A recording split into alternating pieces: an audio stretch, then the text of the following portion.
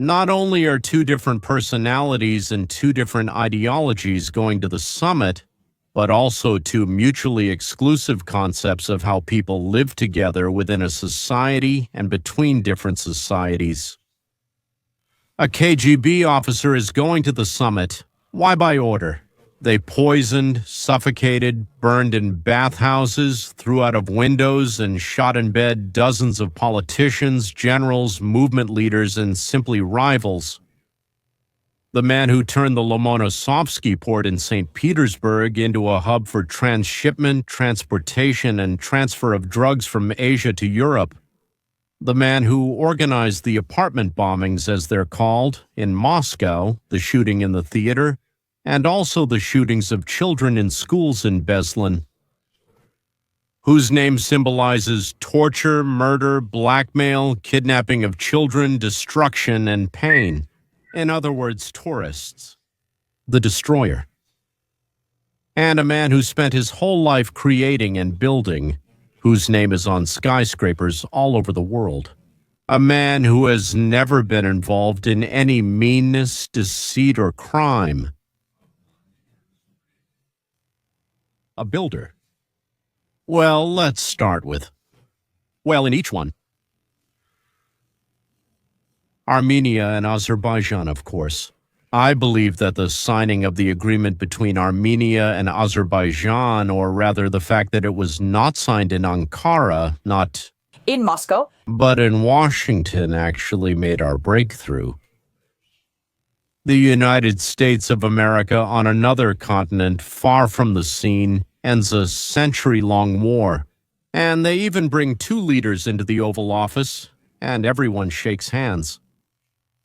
America once again showed the world two important things, two important principles for today. First, that a conflict can be resolved without the use of force, military force, let's say, and B, Washington is the world center. This fact is more significant than the second point. Trump used a strategy that, as a follower of Rava Gilel, I give a standing ovation for. Today I received a text from one of my listeners, a certain Vladimir Bocharov, and I want to read it to you. Hello, Leon. I've been listening to you constantly lately. What Trump is doing finally became completely clear to me after the recent resolution of the conflict between Armenia and Azerbaijan. There is a conflict. It needs to be resolved. America has an interest in this region. A proposal is made to stop the conflict and to start trading on mutually beneficial terms. If not, huge tariffs are imposed. If all is well, agreements are signed. The main thing is they remove the influence of the Kremlin and Beijing. Ideally, but how this will work out between Russia and Ukraine is a question mark. It's clear that in America there's interest in both sides. Most likely, in my opinion, that's what is meant. Trump will do everything to make a deal and completely remove China's influence for both sides. But China will be dealt with later. He'll handle it separately. The main thing is to cut it off from these two countries. You are very lucky to be living in a country right now with such a great man. And I'll be honest, when he won on November 5th, I was so happy I drank for 2 days straight. My wife barely stopped me. It was such joy, like when my daughter was born. Good luck to you. Thank you, Vladimir. Thank you. There is a conflict and it needs to be resolved, like they did in the past, by attacking. Well, at best. They threatened at best. To attack. And Trump says, guys, come on, make your choice, please. Here's a carrot, here's a rock. What do you want? Almost everyone wants the big, tasty carrot. Almost everyone. But we'll talk about that later. What did Trump end up saying?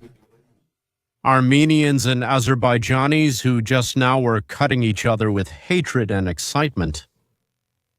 Both countries recognize the existing borders. Armenia completely gives up Nagorno-Karabakh, and Armenia leases the so-called Zangezur corridor to the United States for 99 years. That is, in my opinion, it's a 43-kilometer strip from Azerbaijan leading to Nakhichevan.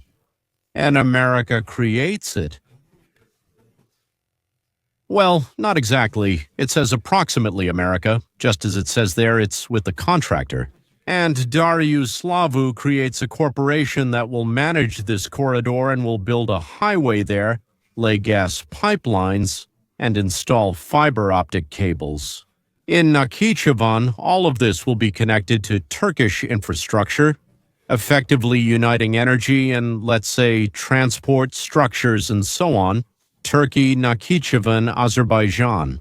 This is a huge deal for Azerbaijan, but maybe an even bigger one for Mir from Izgoya, who only had one protector, Russia. Amiens are becoming part of a dynamically developing region. Editor S. A NATO member, by the way, Turkey as a guarantor of stability. The United States has de facto ensured reconciliation between Armenians and Turks, which was considered politically impossible. And Turkey is fine, Armenia is fine, Nakhichevan. Well, that's kind of a separate part of Azerbaijan, but still, let's say a separate piece of land, fine, Azerbaijan is fine. Well, the question is, then, who is not fine? Russia is not fine, and unfortunately Georgia, which Russia has de facto enslaved. Now Georgia is losing the opportunity to become a transit point, sort of, in the Caucasus. So this is the end of Saakashvili's idea about trade, let's say, about the commercial revival of Georgia as a kind of intersection point for many routes. So now what's the point of building the Muscovy port that he started, or the main assembly plant routes? This is the swamp where Putin's appointee, Kamanishvili, has led Georgia through bribery, mass deception, and, when necessary, by force with Russian special forces. It's the same in Russia. It's not very good there either. This is the tearing away of neighboring countries with no option of return, at least in the foreseeable future, of their return to the family of nations under the gentle rule of Russia. Just think about what Trump did for the planet for the sake of return. A little over 6 months. Cambodia and Thailand have reconciled. Moreover, they trade with each other. After all the insults, shootings, bombings, and so on, they established trade. Why Uncle Donald? I wanted to say Uncle Sam, but I realized it's Uncle Donald. Israel and Iran gave the orders. There's still no peace there, but look how much less shooting there is now. In this region, Rwanda and Congo ended a war that lasted 30 years. India and Pakistan, despite China's provocations, by the way, Egypt and Ethiopia. Not everyone knows about this. The water resources agreement between Serbia and Kosovo during his first term, normalization of relations. Well, and the biggest and, of course, the most significant are the Abraham Accords with the Emirates and Bahrain. And now there are negotiations with Syria, Lebanon, and Saudi Arabia, which is probably the most crucial. If Saudi Arabia reaches an agreement, Syria and Lebanon will follow immediately. And these initiatives, the continuation, were carried out under the slogan of direct negotiations without the involvement of any international organizations, which, as we know, Xi and Trump understand perfectly well, are absolutely corrupt and no longer serve the purposes and tasks for which they were created.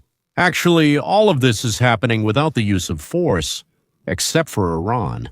Remember, there was a specific issue there that was resolved with the preparation, let's say, of nuclear and all sorts of unpleasant things. And based on the personal relationships of the leaders, Trump likes to call personally, communicate, persuade, and so on. If Russian policy was based on increasing revenues from hydrocarbons, and this was done by fueling conflicts,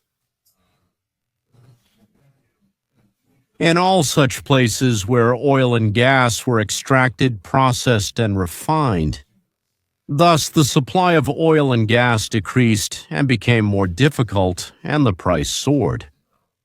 Which, of course, is good for Russia, for whom this is practically, if not the only, then the main source of income.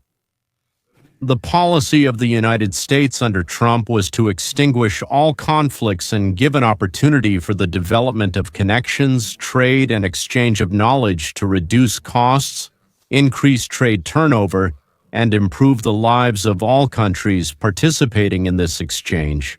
Well, I mean goods and ideas.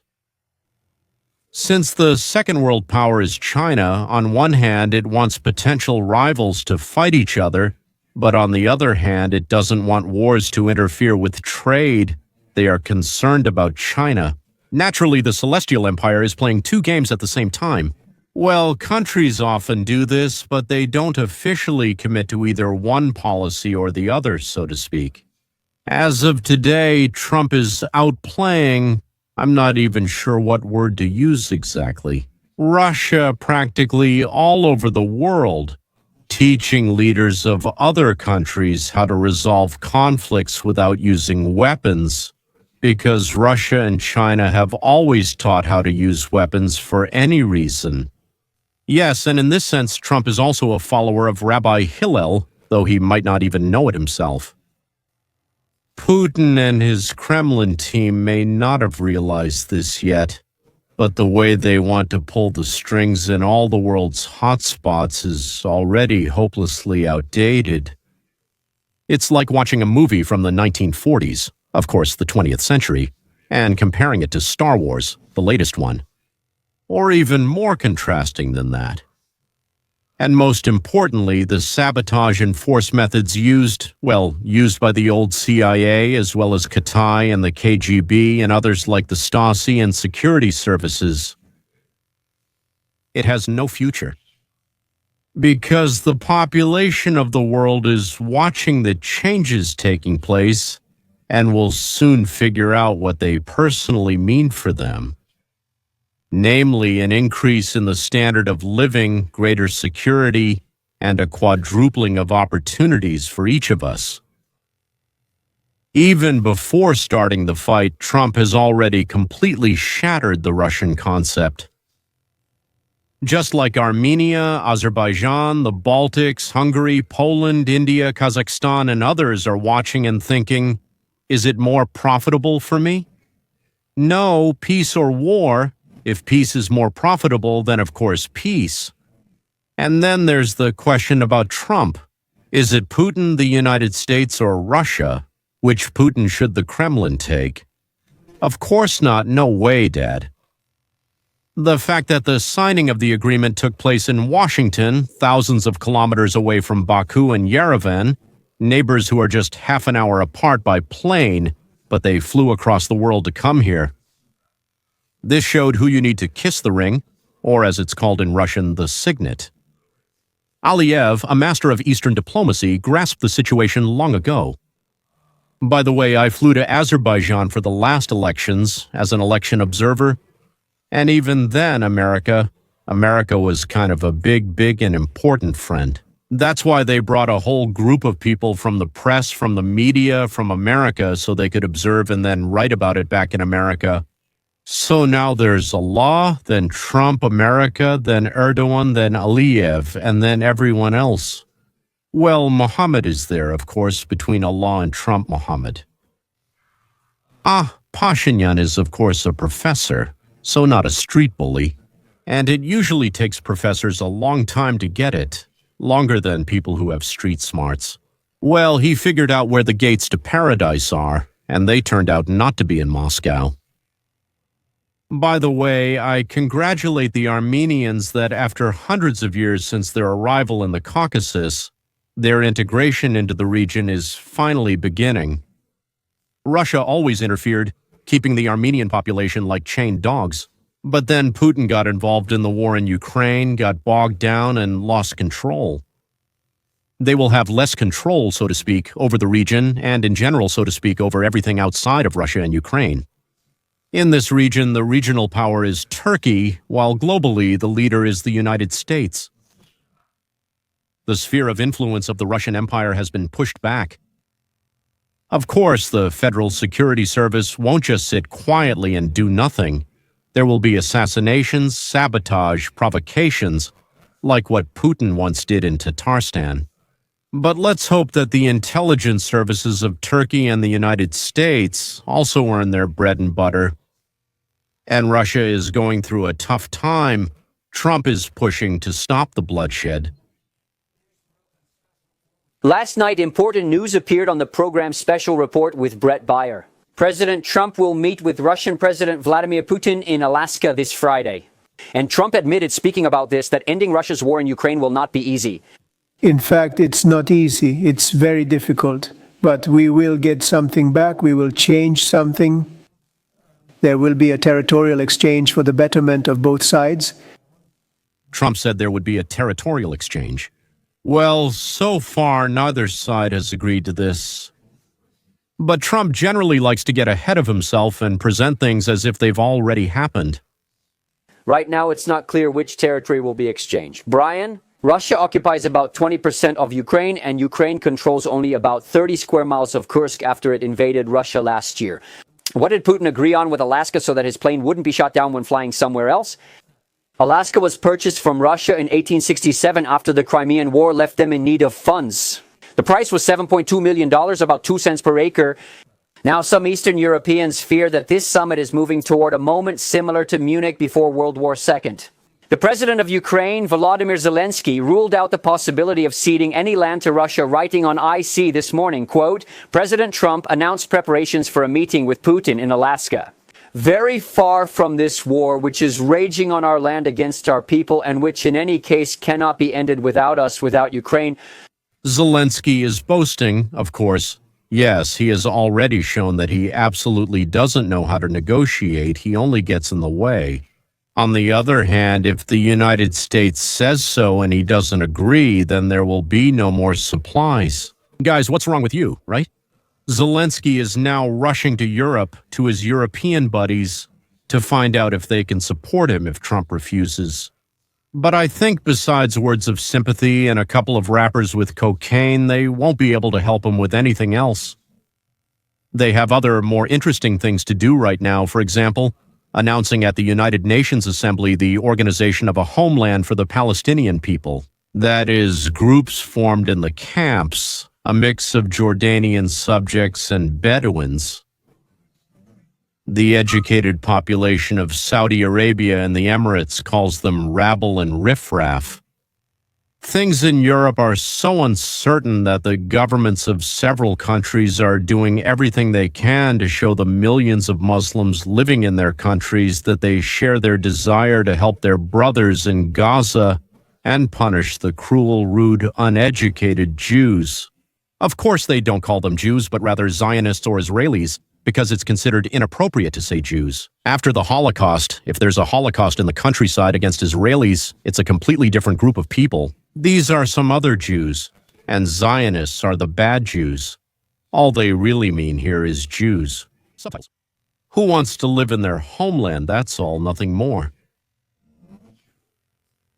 It's not clear who requested the meeting, I mean Putin or Trump. But it's clearly needed by Russia and not so much by the United States. That's why I think the new tariffs on India for buying oil from Russia led to Russia's request and will lead to the meeting this coming Friday in Alaska. And I think this is no longer a delaying tactic because, well, another week? Yeah, what's a week going to change? And really, finally, this is the point from which Russia will start negotiations. Again, it will be slow, it will be dragging out, there will be all sorts of ridiculous demands and so on. Then taxes will be raised on India or someone else. To say, do they have taxes? It could also be a duty. And Ukraine claims that 20,000 of its children were taken captive by Russian soldiers. Now, some foreign policy experts say that it was Trump's tariffs on India that led Putin to agree to this summit. Trump says he's going to double the tariffs on India. India, a major importer of Russian oil, imported only a small portion from Russia before the full-scale invasion. Now it gets about 40% of its oil from Russia. If it's true that Russia took thousands of Ukrainian children out of the country, and it seems that it is true, they will have to return all of them according to the list. I hope that this will be in the agreement that Putin will discuss with Trump. I agree with Trump that Zelensky is absolutely not needed there. Now, as President Trump and Putin prepare to meet on Friday, Ukrainian President Volodymyr Zelensky says that his people will not give up any territory to Russia. So, is a deal possible? Former Deputy National Security Advisor Victoria Kaut is with us now. Victoria, thanks for being here. Much has changed in the past 24 hours. Absolutely. The main question here is what Lucas hinted at. We saw this in 2014 when it came to Crimea. Putin asked for a peace agreement and a peace agreement was reached. And then 8 years later, we had the current war in Ukraine. They didn't last. He was able to gain more military advantage, able to prepare for this invasion. Are you concerned that this is exactly what Vladimir Putin wants to achieve this time? To freeze and suspend this, to avoid tariffs and sanctions now and then further military escalation later? Brian, that's a reasonable concern. However, I think President Trump is very different from President Obama, don't we? And I think President Trump is interested in resolving this war from a position of strength. Look at what he did with NATO. That's very different from what President Obama did. He made our NATO allies commit to allocating 5% of their gross domestic product to defense. That overshadows Russia's capabilities, despite their higher ammunition production, as reported by Lucas. We need to address this, but we can do it. The combined economies of the European Union and the United States, put Russia in an awkward position. And Putin has a lot of other economic problems. And I agree, as you said, that India will play an important role in this, but India is our partner and ally.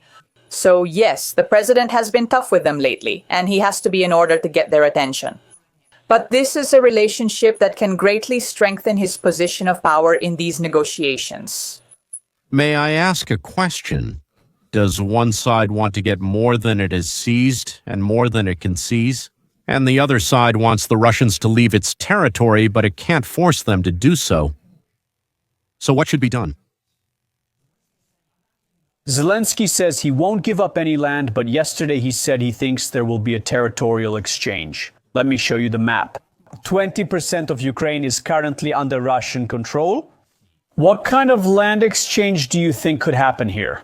When Zelensky says, I'm absolutely not interested in giving up any of this territory that you see there in red to the Russians. Both Russia and Ukraine will likely take maximalist positions in the negotiations. And Putin has slightly changed his willingness to meet with Zelensky. 10 days ago, it was absolutely out of the question. He would never have done that. Now, apparently, there are some circumstances under which he would agree. Let's see what happens on August 15th. But I think, when it comes to exchanging territories, if you go back to the end of World War II and the creation of the Soviet Empire in Eastern Europe, and all those countries, including Ukraine, including Azerbaijan and Armenia, whose leaders were at the White House yesterday signing a historic peace agreement, they were all under Soviet rule. But the United States never recognized that. We always recognized them as sovereign, independent states. Every year in Congress, we had what was called Captive Nations Week, and eventually they were freed again. So I think the main thing is not to recognize any kind of Russian domination over Ukrainian territory. And Zelensky said this in February when he talked about it, that he would never recognize it. It's absolutely his right, which is why I think these negotiations will be difficult. Everyone may end up equally dissatisfied, as President Trump says, but the main thing is to achieve a ceasefire, stop the killing, and then begin the reconstruction of Ukraine. I'll add to that most Ukrainians, based on my personal correspondence, my conversations, and according to polls, want peace. They are ready to give the eastern part of the country to Russia, but are concerned about the possibility of a potential Russian attack, let's say after some time in a few years. If Trump provides security now and security in the years to come, then Ukraine will give up the territory. How Trump, whose main goal is to stop the war, will ensure this, I don't know. Maybe he knows and can convince the Ukrainians. Based on the results of the summit in Alaska, I would conduct a public opinion poll, a referendum with a very simple question. Do you want to continue the war and try to drive the enemy out of your territory? Or do you want peace on the terms proposed by Putin or Trump or Putin together with Trump? And then all the participants will decide All Ukrainians will decide how to act next if Ukraine receives a worthy offer but votes for war. The United States should leave this region and focus on establishing peace in all other hotspots around the world. And let the Slavic brothers and cousins sort things out with each other then. At the end of this summit, we will know if there is such an offer for Ukraine. Not madness, not Putin's crazy ideas about the complete disarmament of Ukraine and so on, but something that will provide the conditions that I have already, so to speak, discussed. So 2 weeks, maybe even a little less, and we will find out if there is a way out of this long and bloody slaughter, or if Russia is still not satisfied with the military actions, war, killing, or blood, destruction. But this... Well, let's count 10 days from today and we'll find out. Goodbye.